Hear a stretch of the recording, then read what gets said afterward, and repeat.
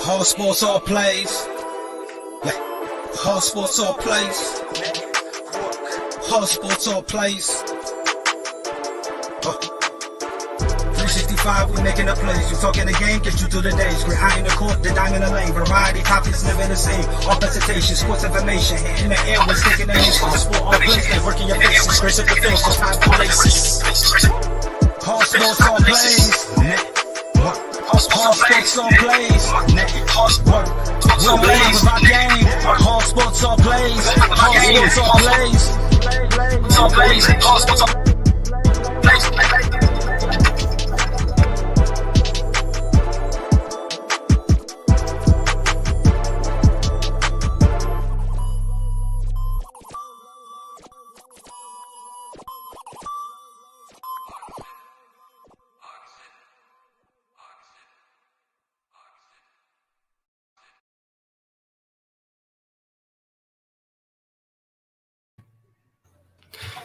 Well, hello, everybody. Welcome to the ASAP Sports Network. I am Ace from the West Coast. I am joined today by none other than Mess Around Dave. How's it going today, Mess Around? I'm good. I'm excited for our guest today. We also have Mr. Brandon Herrera. How's it going today, buddy? Doing okay. How you guys doing? I'm doing fantastic. And then, of course, we have, that's right, he's not Sergeant Slaughter. We call him Sarge Jr., Mr. Sarge. How's it going? Doing great. Let's get this on the road. Let's rock and roll. And then, of course, we want to welcome in our very, very special guest. We've been waiting all week for this, Mr. Garrison Creed. How you doing today, buddy? Oh, I'm doing outstanding. I'm hoping you guys are doing the same. Oh, absolutely. Absolutely. It's going to be a great day.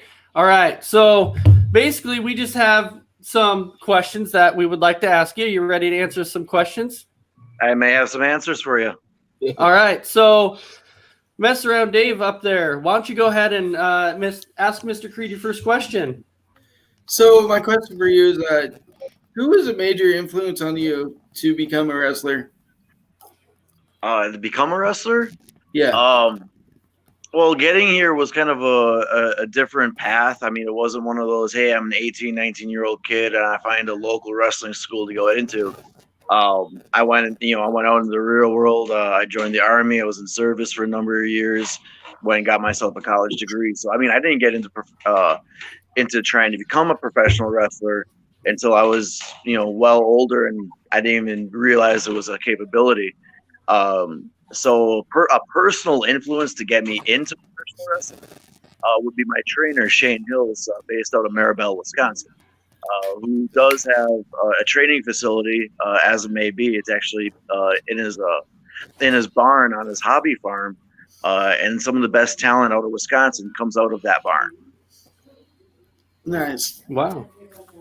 All right. So, Dave, what was your second question that you had for? So speaking of Sam Hills, your trainer, did you get training from anybody else besides him?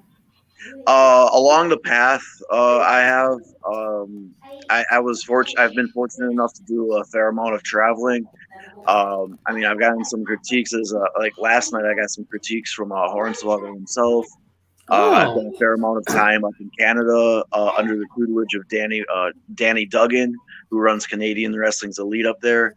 And he's had up there. I also had the chance to run into Tony Kazina, who is now the head trainer of Fale's Dojo over in New Zealand. I've been on tour multiple months with him, plenty of matches, living on the road together, training together, doing matches. Tony Kazina is probably the biggest training influence behind Shane Hills. But then again, I'm just getting put in the ring with great local talents from across the country too, which I just try to pick up whatever I can, wherever I can when I'm on the road. All right. So, Mr. Brandon Herrera, I think you have a couple questions for him. So why don't you go ahead and ask your first question? Yeah. Walk us through your first match. I mean, was it nerve-wracking being back behind the curtain, coming out? Recall your first match for us.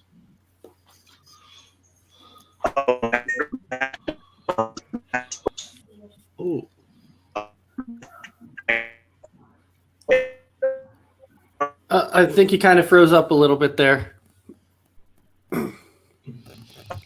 Oh no. All right. Okay. My first is not supposed to be my match, but I did that maybe it's not a match.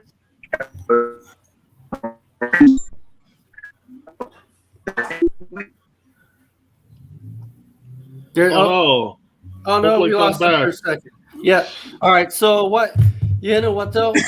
I think one of the things that he talked about that I thought was really cool. It's kind of funny how I always bring this guy's name up, but Hornswoggle. I thought it was kind of interesting how he got to talk to Hornswoggle. It was pretty cool. That was really cool. Hornswoggle, I think, just bought a gym in Wisconsin. Oh, and now he's back. So all right, welcome back. Hey, sorry about that. I'm in the middle of nowhere right now where reception's not really the best. That's Okay. right. So if you don't mind, just going back through, your first match a little bit there. My first match actually was not supposed to be my first match. I just happened to be helping out at a show. It's a small spot in a battle royal, and they had an open spot for a match. So I had it. The other guy had a decent amount of time. I'm not going to say he was a superstar by any means. Planned the match. It was my first time meeting him. We went out there, and we did a fair amount of stuff, and it all worked out. We didn't, nobody tripped on their feet or got hurt or anything like that. And then afterwards, when I got back in the locker room afterwards, I had the entire locker room looking at me, going, "Hey, that match wasn't horrible. You actually made him look really good." And I'm going, "Why is he not? Usually he's not." So I'm like, oh, okay. So it did something good right off the bat.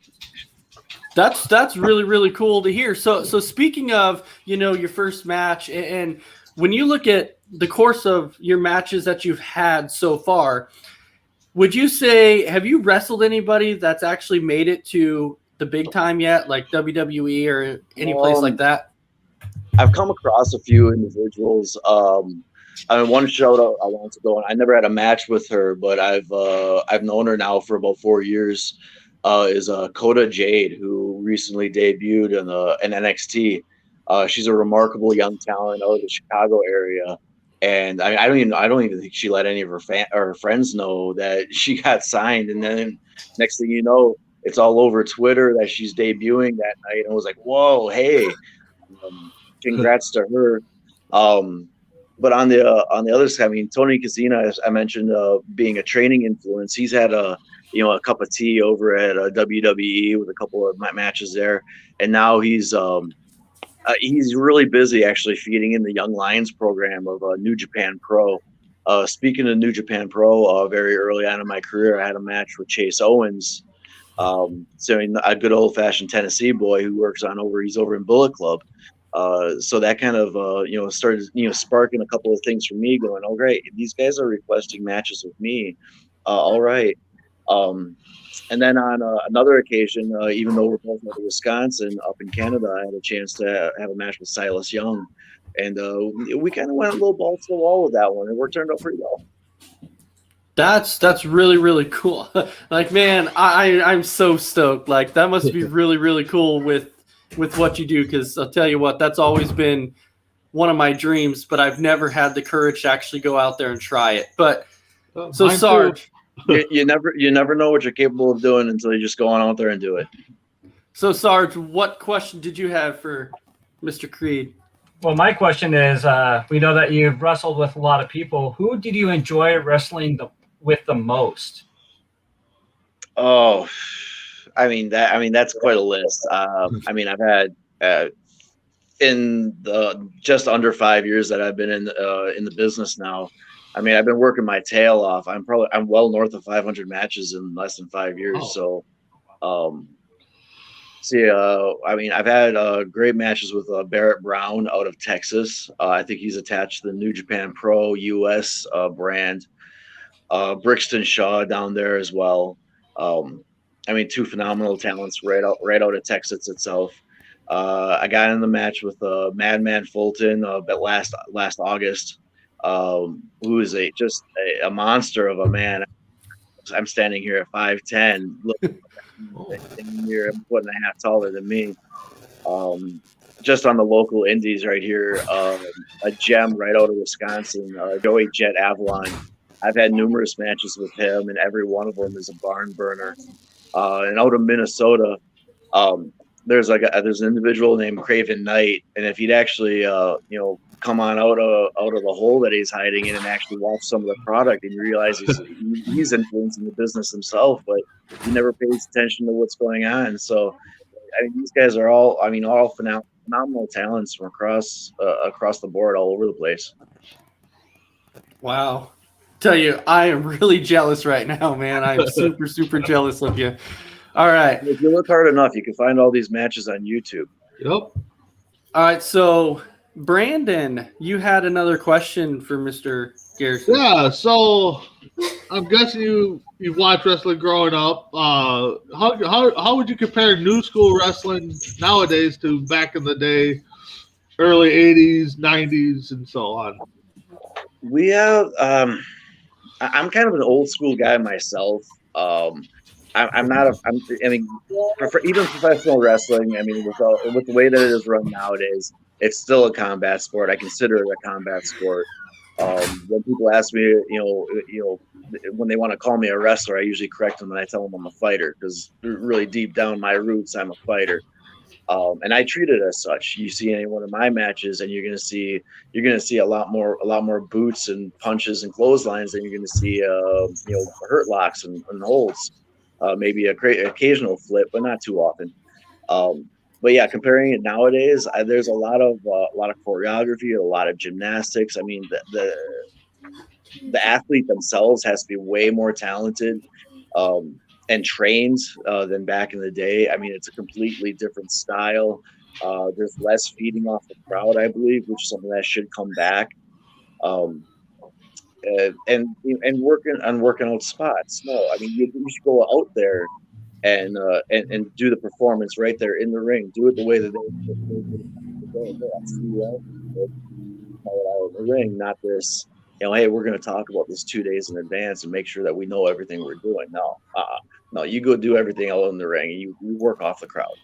It's the way it should be, I feel, and that's the way I try to run my stuff. Nice. I like it. So, who would you say is your all-time favorite wrestler? All time, again, a gang influence from a lot of places.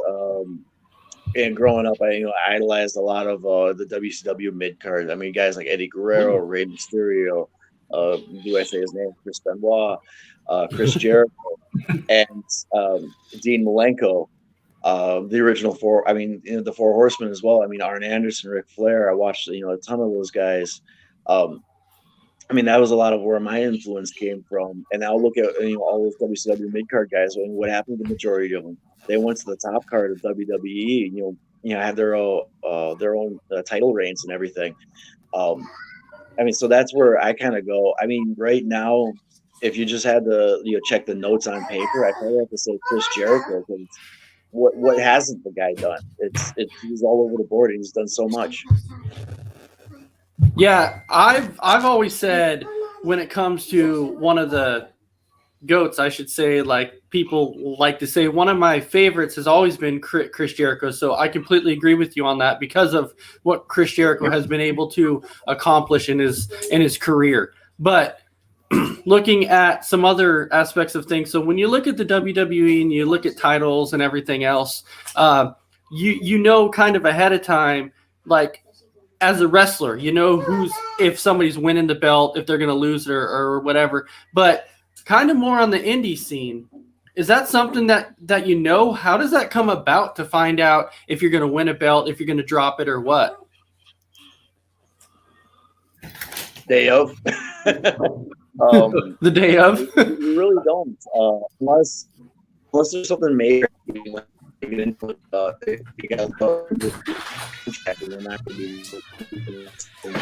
really don't know what's going to go across on in the independent scene.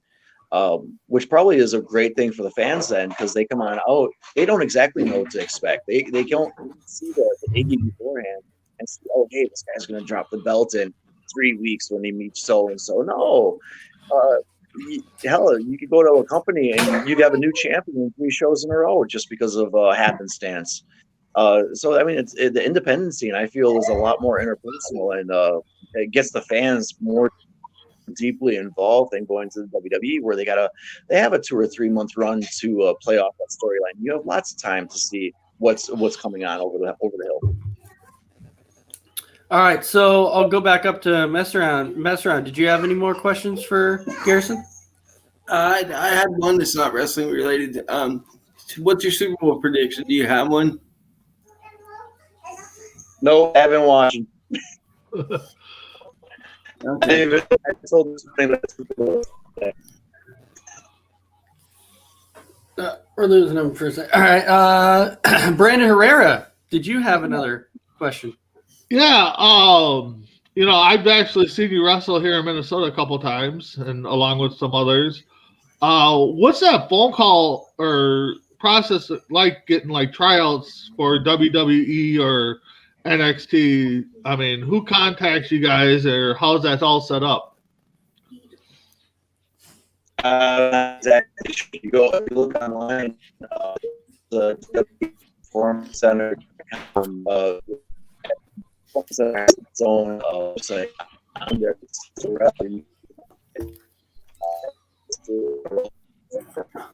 for extras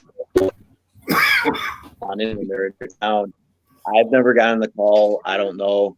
I've also, I don't have a lot of connections with any of the office over there, so I'm sure that's got some. Oh no! Here you go. There he is. He's back. He's back. There he is. Okay. Hey. Yeah, the only way I can guess is if you know somebody in the office, and then you make a couple of phone calls and meet some people. That's how you make things happen. Oh, okay. Yeah, I wasn't sure if they watch indie film or whatever, and then they decide to call you and be like, "Hey, we would like you to come and audition or whatever, try out." I mean, I'm sure they're watching like the social medias and everything like that, and seeing who's trending and who's making waves on the independent scene. Just to give a guy a look. But I mean, as well as we know, the guy's phenomenal talent, but then they look at him and they realize he's a 5'2", 150-pound kid. That doesn't look like he hits the gym.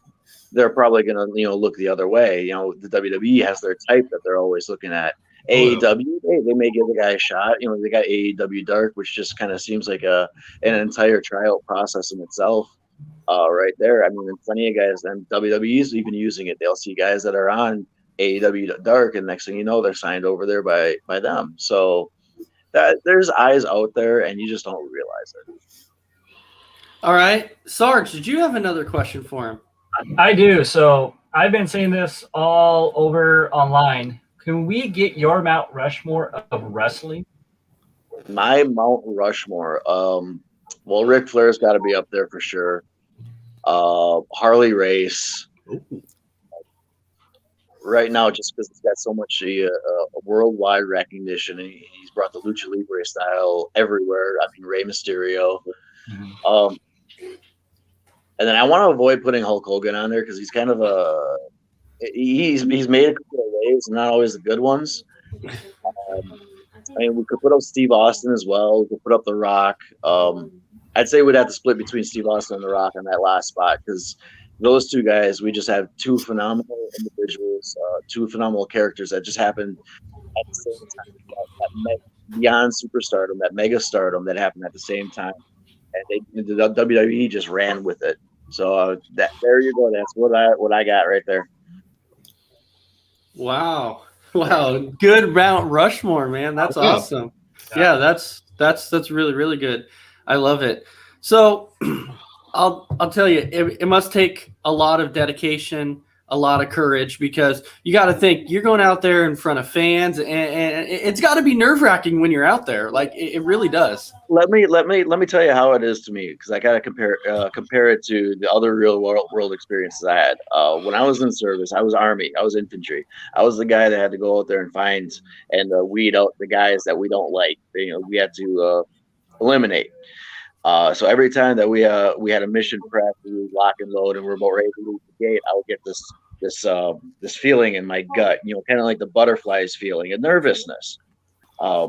So now every time before I'm going out for a match, hell, way before my music, I get this nervousness. I get those butterflies, like I'm about ready. And that's the way that I treat it. And I don't know if that just gives me an edge or not. It kind of like it makes everything in my own mind really slow down, so I can kind of absorb and adjust to what's going on in my surroundings. But that's how I deal with it, and it's become in such a way. Even when I was in service, it became in such a way that it's a life-threatening situation coming on up, but I'm looking forward to it. So I've just transferred that over to professional wrestling, and that's my go-to. That's how I feel that's how I know I'm going to go out there and I'm going to do my best. Okay, so I'm sure you watched the Rumble. I'm sure you watched that because yes, I watched the Rumble. Yeah, because it was really good. I really enjoyed it. Now, when it came down to the spot to where you saw Reigns get handcuffed, and Heyman was having some problems on uncuffing the handcuff. So when something like that happens in a match, and it's looking bad, it's like a botch. How easy is it to cover something like that up in a match? Well, I've never been handcuffed, so I don't know how it is to cover up not being handcuffed. That was bad. But a lot of times I just grab a headlock and go to the next spot. I like to adjust fire. I don't like to have anything like hard wire fix that we have to do when we get there. I mean, I got a general idea, but I always got a plan B, C, D, and E just in case things don't exactly go right. All right. Does anybody else have any questions for him? I actually. Oh, go ahead. Go ahead, sir. No, you go ahead. Oh, thanks. So I believe I saw your finisher is called the Stolen Valor Drop. The Stolen Valor Driver, yeah. It's a modified Samoan driver.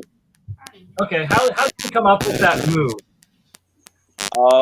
Watching Kenny Omega over in New Japan Pro, just wanted to just get some ideas. I was watching some New Japan Pro stuff. It intimidates the hell out of me, the entire product. And at the time when I was going through this, I didn't realize I could, work at that level. I'm a little bit more comfortable maybe thinking about working at that level, but so I'm seeing him do this one-winged angel thing, and I like the idea, but I didn't want to, cram somebody down like an accordion like that. So I just imagine picking them up with fireman's carry and dropping them down in a similar manner, and that's how I came up with it. All right. Brandon? Yeah, my question. You've already named one person that hit it or signed. Is there any other people that we should be watching out for that could be signed with AEW or NXT? One guy that's signed that I don't believe has debuted yet. I haven't been in the ring with him, but we hit it off great this past summer when I went down to Texas. Alex Zane, he's there. He's training. I'm just waiting for them to. And this guy's gonna rip 205 Live, a brand new one. He does some amazing things that the WWE has never seen before. So that's definitely a guy to pay attention to when he debuts.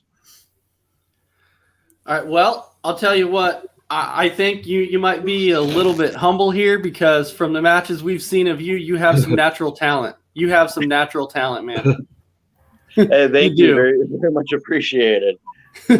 and just the way you sell your character is awesome.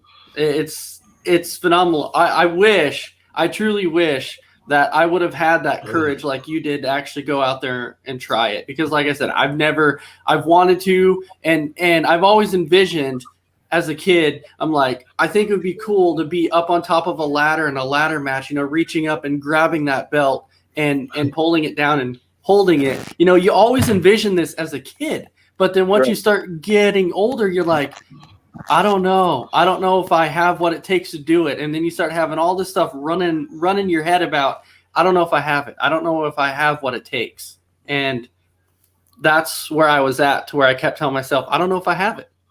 Yeah, I mean, I've had a lot of experiences in my life where, in all reality, I shouldn't be here right now. I shouldn't be doing what I'm doing. I shouldn't be living this dream.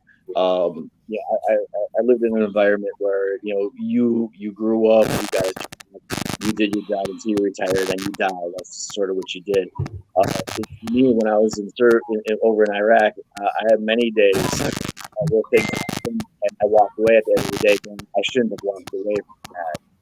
So every day I look at it as it's another stolen day that I have to do the best that I can do to the next level. So anytime that I have that opportunity to grab that balance ring, to climb that ladder, to climb that rock, to achieve that next goal, I mean, I'm hardwired to try and make that happen as much as I can. And as you were going back and saying that I'm portraying this character in the ring, and I got to take the balls to do that. I tell you the truth, and this is what I tell everybody: that character you see in the ring, that's not a character. That's me. That's the way that I am. I never really looked at myself as a Captain America type, red, white, and blue soldier. I was always a nitty-gritty, fighting on the front lines type, crawling over the blood, and that's what you get in the ring.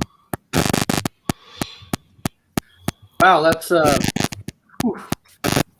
I love it. So, mess around. It looked like there was another question you wanted to ask. Yeah, what's I don't know if you touched on this yet, but what's the travel like? Do you just stick to one region, or do you go everywhere? Like the moniker says, every time that my music hits and that ring announcer announces my name, and he operates locations worldwide. That's a shoot. That's the way that I do. I mean, if they want to fly me into Japan tomorrow, let's make it happen, my man. I'll go anywhere. And right now, I've been hitting up. I've hit up the Midwest pretty well. I've hit up Western Canada. I'm carrying up to Dallas, Texas currently, and I got some plans to be out on the East Coast a lot more in the latter part of 2021. So I saw back in 2018, I believe it was, that you actually won the championship. The championship for Midwest All-Star Wrestling over in Minnesota. That was at the time they were a newer company. They were breaking down a lot of walls and creating a lot of hype on the Minnesota scene. And I had the privilege of being their inaugural champion, their first champion, and holding that belt behind us. That's a bullet point of my very dearly, but I was able to do that. Yeah. So kind of give me. So what does it feel like? So when you win your first championship, like, what does it feel like? I'm sure that feels like, oh, I just accomplished basically my dreams, right? Well, right on top of it, you're physically carrying that trophy of that company, and that feels great. But a little bit more in depth on it, that company is now entrusting you to be the face of that company. They want you to be their figurehead for the next couple of months. As long as you're carrying that belt, you're going to be on every post, on every advertisement saying, hey, this guy's going to be here, only depending on you to put asses in seats. That's a huge responsibility, and if you're not willing to if you want to wear the belt, you got to take that responsibility that comes along with that. And that's why anytime that I'm carrying a belt for any company, I treat it as seriously as anybody would, because that's a great honor to have. All right. Well, I'll tell you what. I'm actually going to be ordering some of your merch soon, so I can't wait. Awesome. I want to get one of your shirts and everything else. So there's 2 sites you can go to get that at. That's you can ProWrestlingTees.com. There's a variety of T-shirts on there, and I just recently got opened up a boot and heel On there, we got shirts, we got baby onesies, we got throw blankets, the hoodies, the pullover hoodies have been really big. So that's at bootandheel.com. Boot and heel. Okay. I gotta admit, it's a great timing because Valentine's is coming up, and I know some of our viewers need some ideas for gifts. So, Hint, hint. The ladies love hoodies, not roses, hoodies. Hoodies, yes. And I agree with you on that, Garrison, because last time I bought the wife a T-shirt, she was like, "Can I get a hoodie?" So the hoodies are always the first thing stolen out of your closet when you got the lady over. Nope. a hoodie. All right. Well, before we wrap this up, does anybody else have any comments or questions for Garrison? I'll start with mess around on this one. Yeah, what goes into picking out an entrance song? How did you come up with your entrance theme? The first couple of, I come on out to Non-Point, go with the name. It just felt fitting at the time. As my in-ring persona kind of evolved and I felt more comfortable in my own skin, I switched to Gary Cartoon version Come Together.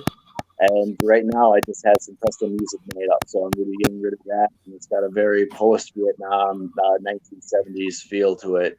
I'm sure that everybody's going to hear sooner than later. Nice. All right, Brandon, do you have any questions? No, I'm glad we got to do this interview. I was telling my son about it because he's a big fan of yours. Awesome. So he'll be watching this later. I can't wait for Minnesota to open back up so we can get back into some AWF wrestling. I'm so pumped when it kind of opens back up. I've talked to a couple of people and we got a couple of dates, and it looks like we got a window in the near future going to happen, my man. I'm looking forward to it. Yeah, I can't wait. So I love going to the local shows. I mean, you get the more interaction and stuff. So. And props to you for doing what you're doing. All right, Sarge. I don't. I just want to say thank you for coming on and doing this with us. It's much appreciated. Hey, it's a pleasure. For those listening that want to check out some of my matches that may have never seen them before, just look up Garrison Creed, just the way that it sounds. GarrisaonCreed on YouTube. There's a plethora of matches on there. You can follow me on all the social medias, Facebook, Instagram, on Twitter. And just like we said before, if you want to get a little bit of mercenary gear, get a hold of me. I'll send you a link, or you can go directly to ProWrestlingTees.com or BootandHeel.com. I like it. And before we wrap this up, I think if I remember right, it's March 7th, if I'm accurate, the Shamrock Showdown, correct? It shows that you're wrestling for... That's an oldie. Is it? Oh, okay. That was last year. You can find that one on YouTube already. Oh, nice. Okay. Yep, my confrontation. What do you got coming up? Chris Logan. Now, and to give you a little history on that, the next weekend is when the COVID quarantine started here. So that was my last match before COVID. Oh, wow. Okay. So do you have anything that is planned that is coming up, or? The only thing right now that I'm able to advertise is in Wisconsin. Wisconsin Professional Wrestling is going to be in De Pere at their normal venue, Baba Louie's, this upcoming Saturday, February 13th. And they're going to be conducting their yearly Rise tournaments that I'm going to be a part of. Awesome. Okay. All right. Yeah. So I definitely look forward to seeing you more in the future and definitely checking out your matches. And from what I've seen on YouTube, you have talent. And you know what? We all wish you the best. We all wish you reach all heights that you want. Thank you very much. I'm hoping that 2021 is an incredible year and you get to see me in a whole lot of new places. Oh, absolutely. And you are from Wisconsin, correct? Yes. I am actually I'm actually originally from Wisconsin myself too. That's the only reason I brought that up. Yeah, and I'm residing here right now. Otherwise, usually you can find me more on the road. So hopefully after this pandemic situation kind of, settles up a bit and things open up more, I can get, load up the van and start being on out there 2-3 weeks at a time like I used to be. All right. Well, I think we definitely all look forward to it. Thank you for hopping on. And I will actually send you a picture of me and your merch when I get it so you can see that I've gone out and got your merch. I'll plug that on all the social media as well, my man. All right, man. All right. Well, you take care and be safe. And we look forward to hearing from you again. All right. You guys take her easy then. Thank you very much for having me on. Thank you. Yeah. Thank you very much. Thank you. All right, guys. So that was awesome to have Mr. Garrison Creed on. And so, yep, there it is. There's the thumbs up. So for all of our viewers out there, I want to say thanks for everybody watching. This was another episode of Between the Ropes, and you can catch us every Sunday night here on the ASAP Sport Network. So with that being said, I hope everybody has a fantastic day. And for those of you who are watching the Super Bowl, enjoy, and I hope it's a great game for you. So take care, and we'll see you next time. All sports, all plays. Yeah. All sports, all plays. All sports, all plays. 365, we making a plays. You talking the game, get you through the days. Great eye in the court, the dime in the lane. Variety, topics, never the same. All presentation, sports information. Hitting the airways, taking the nation. All sport, all plays. Like working your faces. Grace up the field, so type the laces. All sports, all plays. Network. All sports, all plays. Network. We on top of our game.